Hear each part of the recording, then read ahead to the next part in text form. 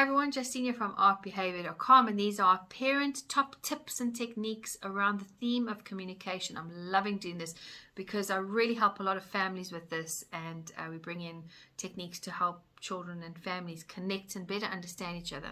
So we've got an awesome online parent toolkit which is $297, and in that you get 5 modules. You get a one-to-one session with me, you get so much tips and techniques, how to really understand your child, you get educated in all the play therapy on what that develops.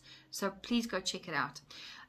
So what is today's theme? Today's theme is about when your child comes home and they're saying they're having a bad day. Now this is something I do a lot with my daughter, and it's looking at the time frame of when you talk things through. So she would come out of school and she'd go, I had a really bad day. And I say, okay, well, would you like to talk about it now or not? And she'd say, well, actually, Mommy, can you leave me alone and I'll talk about it later? I'll go, okay, fine. Or she'd say, well, I had a really bad day. Everyone keeps shouting at me. And in that moment, I would say to her, okay, so can you tell me, go to the moment when you were shouted at? And she'd say, yes, my teacher shouted at me. I said, okay, so when she was shouting at you, who was not shouting at you? She said, oh, well, yeah, the other teacher wasn't shouting at me. I said, and in that moment, where was your teacher shouting at you and not shouting at you? And she said, okay, well, she didn't shout at me when I did this, and then she shouted at me when I did that. I said, okay, so you've had both challenge and you've had a moving forward, a solution. So you can see you both challenged and supported in the same moment.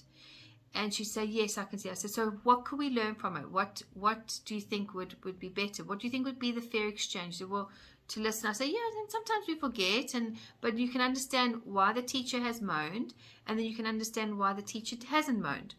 Now, this is so important to bring this out, because when you get a child to look at where they're challenged and supported in that moment, they start to take accountability and responsibility for themselves and their emotions. And it's so important. I do this with my daughter consistently and regularly. I even did it with her when she was 2 years old, when she went to the nursery and the nursery set a childminder.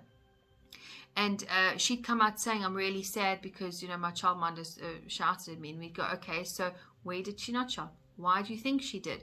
And when you ask those questions, they feel like they've been given the opportunity to say how they feel, express their emotions, and it's teaching them how to take accountability. Really, really works. And I can tell you right now from my personal experience, not only does that get your children to start thinking before they act, but start really understanding that I have a choice and there's a consequence to my choice, but also I have a right to this. And by that, you then free up a lot of frustration time and over-explaining and shouting and bursting out yourself. Of course, you're human, you're going to do it, but at least it's looking at what could we do to resolve this when it happens. As always, looking forward to connecting with everybody. Chat to you soon.